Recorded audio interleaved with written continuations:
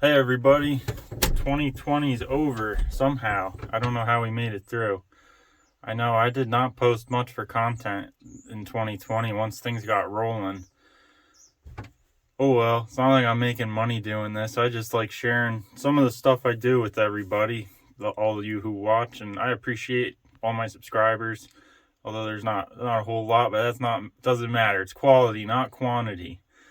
Um, been up to a lot of things so far in preparation for 2021. We're doing a lot of stuff different this year on the farm and hopefully going to do a little bit better than we did last year, but only time will tell.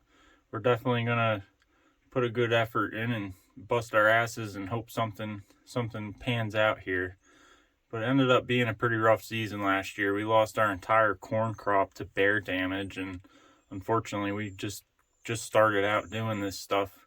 We don't have crop insurance or anything like that. So that was kind of a tough one, but the lessons were learned from it. So what we gained from our failure should help us achieve success.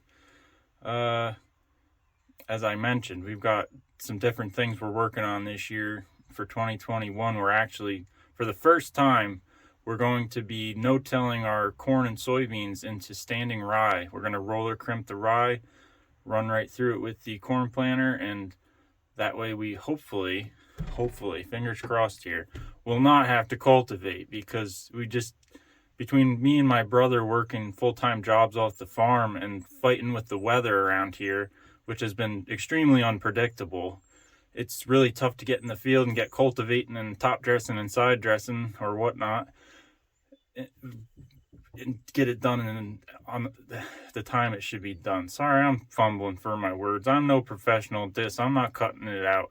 I'm keeping it real here. We ain't perfect. I'm not reading no script. I'm just telling you guys like it is.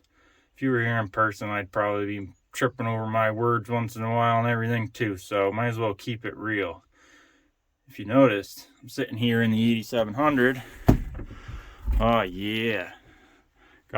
I don't know what I actually showed everybody how far I had gotten with this thing. We have 5238.4 hours. I remember last year when I was putting the turbo on it last winter, we only had 5115 or something like that. Didn't get to put quite as many hours as I would have hoped to on it last year, but it was a little bit of a tough season. As far as the turbo kit goes, everything's holding up good. My LED lights worked out really well. They came in handy a lot.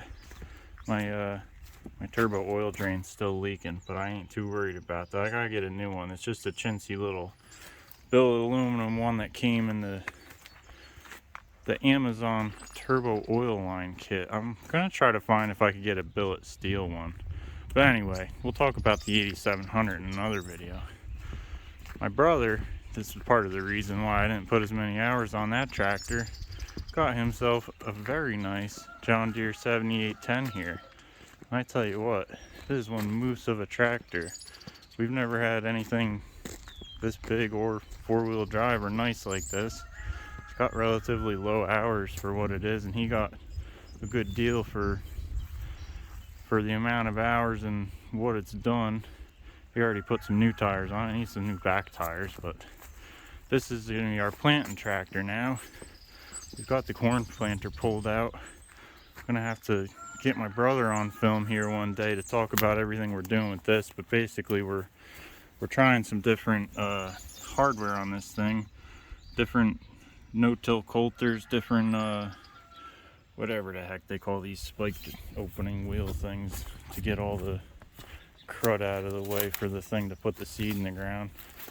Went from spiked closing wheels, which we did not really like, to these heavy duty cast iron ones with the adjustable brackets, so now we can have everything adjustable. And last year we put the top drive kit on this instead of running off the sprocket on the side of the wheel there. That wheel just comes down and contacts the top of the tire, and that drives the whole planter instead of the silly chain that they had. That worked out really well. That came from Peckway Planter.